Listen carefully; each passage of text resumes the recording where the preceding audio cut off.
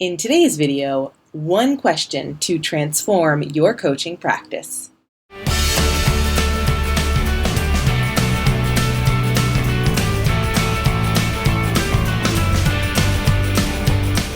Hello, coaches! Welcome back to another 5-Minute Friday from Eduro Learning. My name is Kim, and I am the CEO and founder of Eduro Learning. I am also the premium mentor for the Coach Microcredential and the host of the COACHBETTER podcast. I have been offering mentoring through the Coach Microcredential and through our private mentoring and as a coach in schools for over 20 years. And there is one question that I have recently started bringing into my coaching practice that has transformed pretty much everything I do. And it's so simple, you can do it immediately. I think as coaches, we all want to be better. We all want to coach better. And to do that, we need feedback. There are tons of strategies to get more formal feedback. This is very informal, very practical, something you can bring into your coaching sessions immediately, and you can do every single session. I am especially excited to be sharing this particular topic with you today because registration for the Coach Microcredential, our 5th cohort, is open right now. This question that I'm going to share with you today is something I will ask all of my premium cohort participants as we have our individual coaching sessions throughout the whole academic year that we work together. We have limited seats in the coach, and registration is only open once a year. So stay tuned to the end of the video to hear a testimonial from one of my current The Coach participants telling you why you should join the coach. All right, I'm not going to make you wait for it. There is one simple thing we can do in the moment during our coaching sessions that will transform your practice. It's just one question, and I tend to ask it at the end of every coaching session. Maybe not every session, depending on how frequently I meet with that particular client, but as frequently as I feel like everybody can handle. And the question is, what was most helpful for you today? So simple. So powerful. I promise you will get so much great feedback from just hearing the response to that question that it's kind of amazing what you can do with it. Today, I'm going to share 3 ways you can use the answer to that question to transform your coaching practice. The question is, what was most helpful for you today?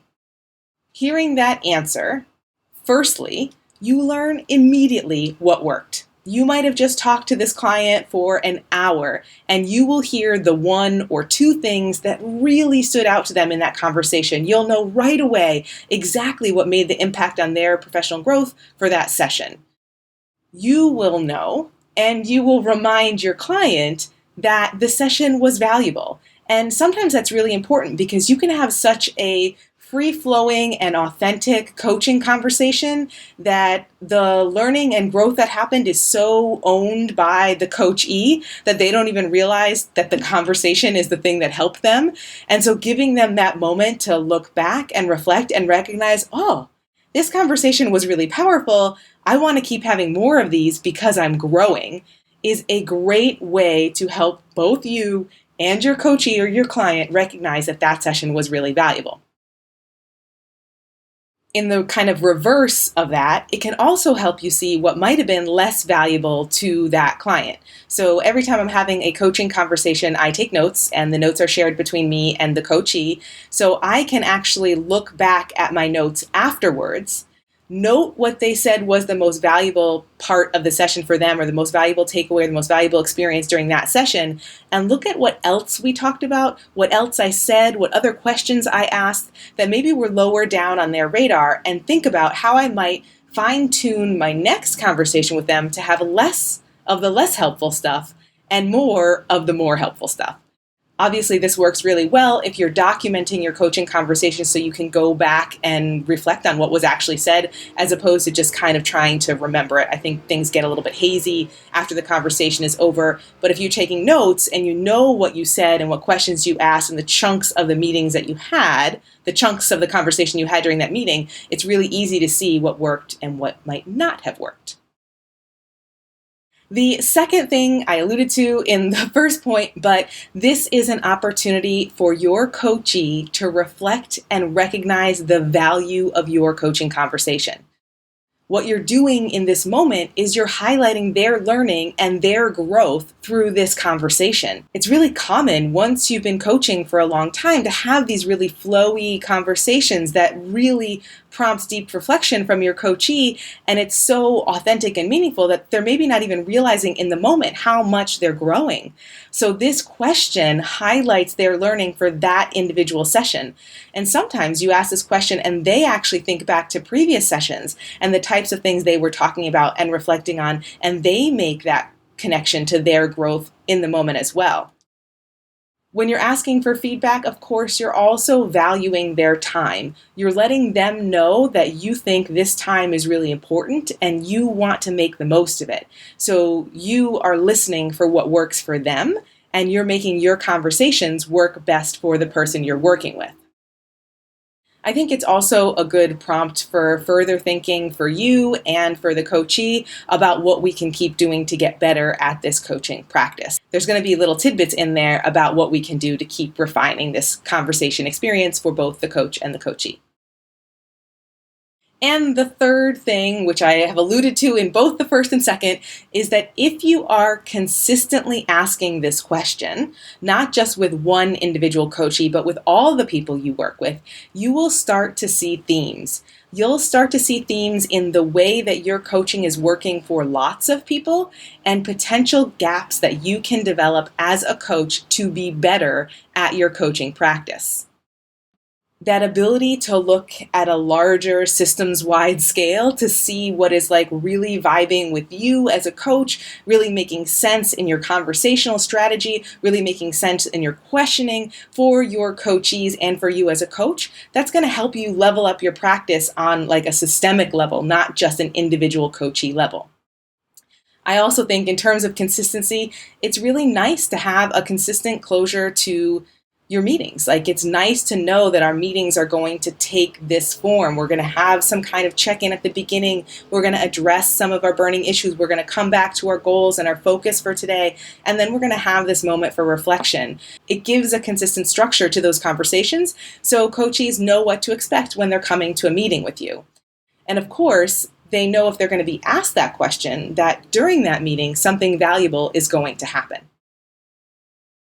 As a coach, you can use the responses to this question, again, if you're documenting your meetings, to see your growth over time, to see the kinds of questions, the kinds of feedback that you get, how it looked a year ago, 2 years ago, 3 years ago, versus how it looks today. And that's really powerful. I've actually started taking those notes and putting them in one spreadsheet for myself, so I can really see really clearly what people are pointing out they value about our time together, and I can look and see how my growth over time, oh, this was really powerful on this day, and I did it more and more and more, and look at what's happening now. What have I been able to kind of take away from my coaching conversations so that I can make more time for the work that really benefits the person I'm working with?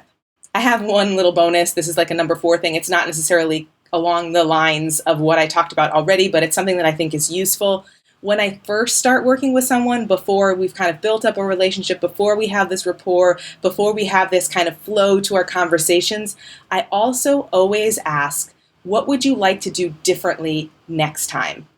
Every now and again, they will say something that is so, like, in retrospect, obvious, oh, I should have done this or I should have done that. And when they get the opportunity to say it and then see me implement it in the next meeting, I think that's really powerful. And it also gives you an opportunity to hear from a newer client what it's like to work with you as a coach, what it's like to have that first conversation, what they're expecting, what they're looking for, what they're hoping out of this relationship with you.